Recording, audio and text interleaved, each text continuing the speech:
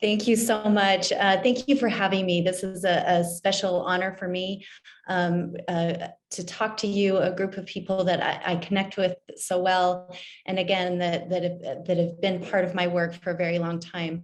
I'm so grateful to be discussing a subject so dear to my heart. I understand that you've already spent the last few hours engaging in workshops and learning how to become stronger advocates for yourselves and your family members. I'm grateful to those who have spent their time organizing and presenting this event, because advocating for ourselves is one of the most important things that we can learn to do.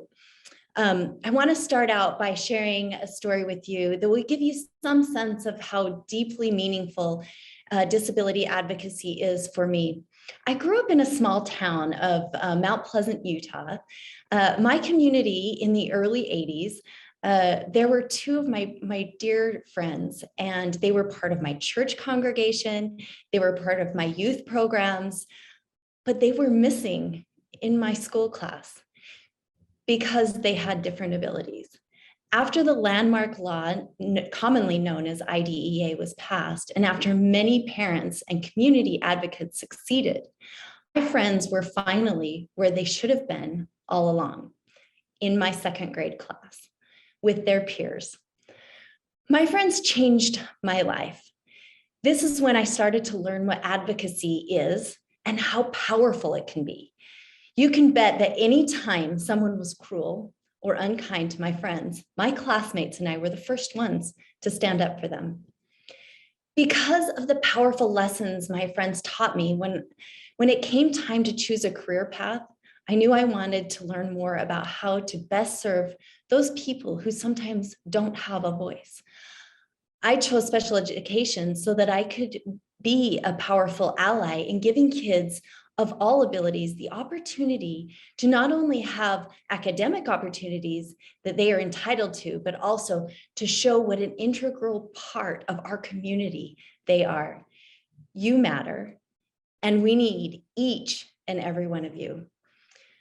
A few lessons I have learned through my experience in advocacy. First, as we learn to advocate, we need to inspire and help others to do the same. My sister discovered that her son had dyslexia when he was in second grade. She shared with me her inability to get her IEP team to listen to her concerns. I used what I had learned to inform her of her rights, as well as strategies to work with her team instead of against them. Another lesson I learned was from two 5-year-olds. My niece, Mackenzie, was fortunate enough to have her best friend who was in her class starting from kindergarten. Her amazing friend, Julie, was able to teach Mackenzie how to use American Sign Language to communicate. By the time Mackenzie was in her older grades of elementary school, she was Julie's sole interpreter. Because of this, Julie felt much more comfortable around her peers, since it eliminated the need to have an adult with her constantly. She also gave Mackenzie a gift in the form of an incredible skill that she could use for the rest of her life to help and bless others. This is an example of truly advocating for oneself, even if she didn't know it as a kindergartner. Finally, each interaction I have had with my friends with different abilities has made me a better person. Our world is in turmoil right now, as was mentioned just a few minutes ago.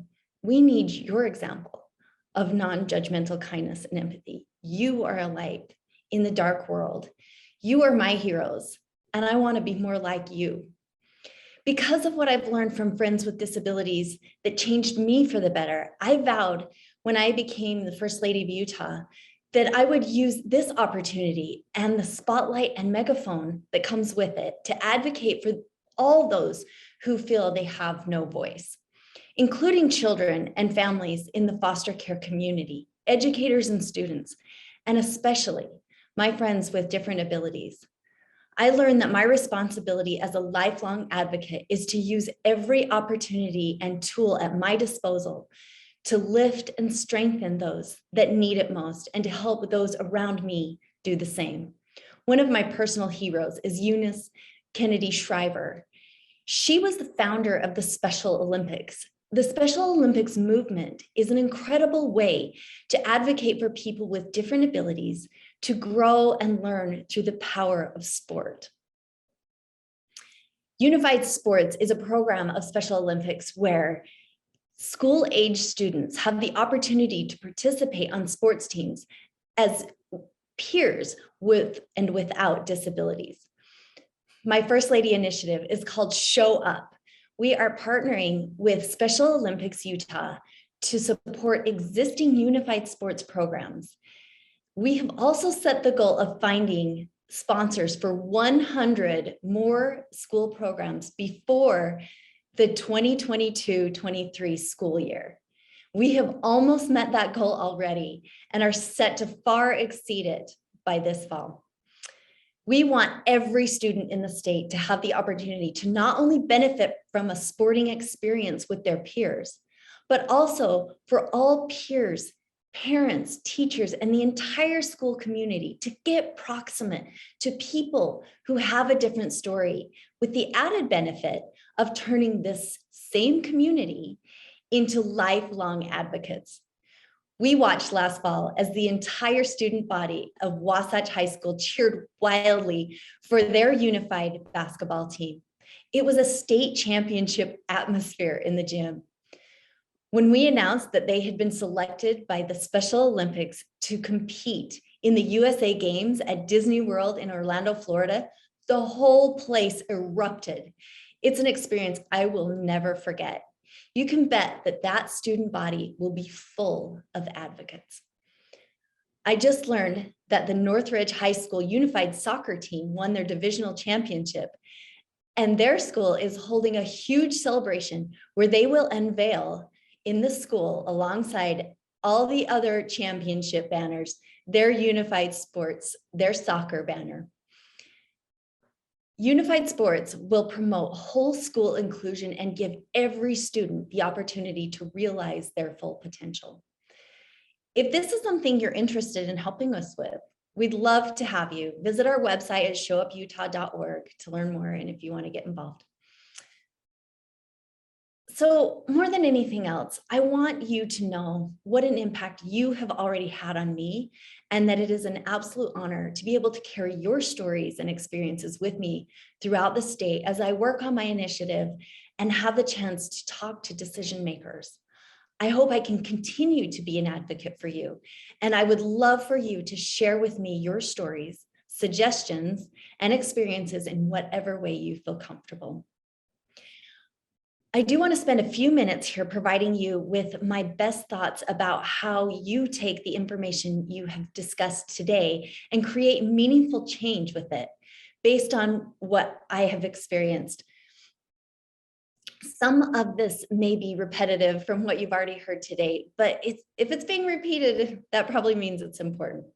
First, understand how policy changes happen.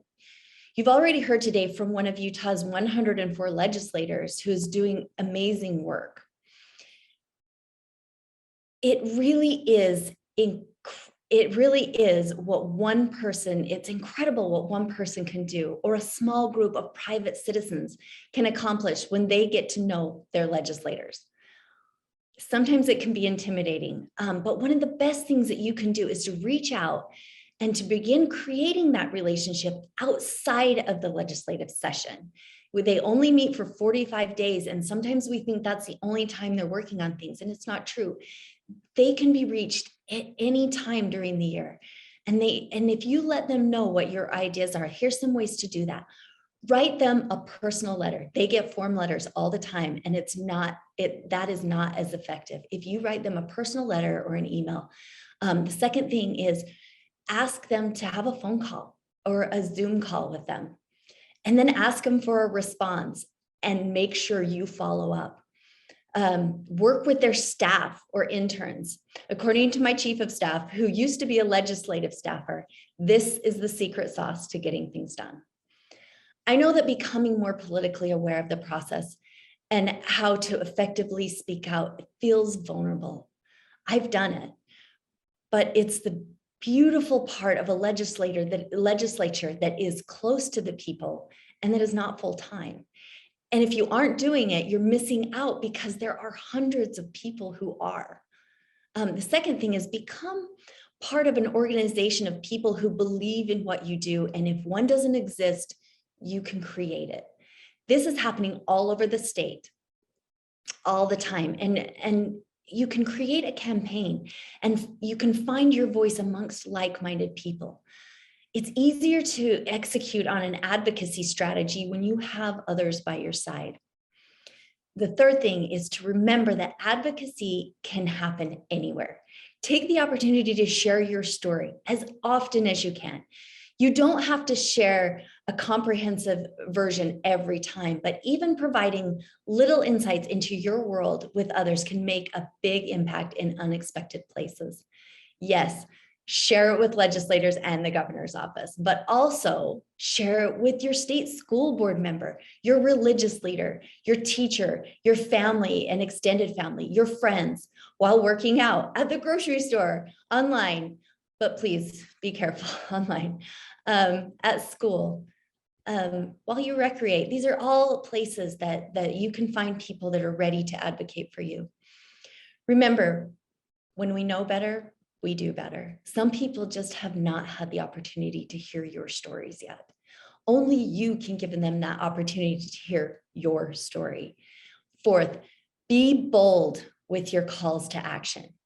Ask those around you to do specific things that will help them understand your perspective. This can be as simple as asking someone to read a specific blog post or a news article or sharing a book with them. I've shared many times one of my favorite books that helped me be a better advocate, and it's called Love That Voice. So if you haven't read that, look it up. It's one of my favorites. But you ask people to help you do the things, and that's going to promote change. Never leave an advocacy situation without a next step in mind. As we conclude here, I just want you to understand that you are important, you are powerful, and you are an appreciated part of our community. I know sometimes you feel powerless or unseen or less than. Please know that I see you. I know you're there, and I'm thinking about you all the time. I hope you come away from this experience today with a to-do list that you can take seriously your opportunity to advocate, because absolutely no one can do it better. I hope you write down a few things that you've learned today and that you make a commitment to yourself to move forward in this place and advocate for what you believe in. I am touched by your dedication, by your vulnerability, and your desire to teach people who are different than you what it means to be an advocate. I'm excited to interact with you more as time goes on and to support and cheer you on. Thank you.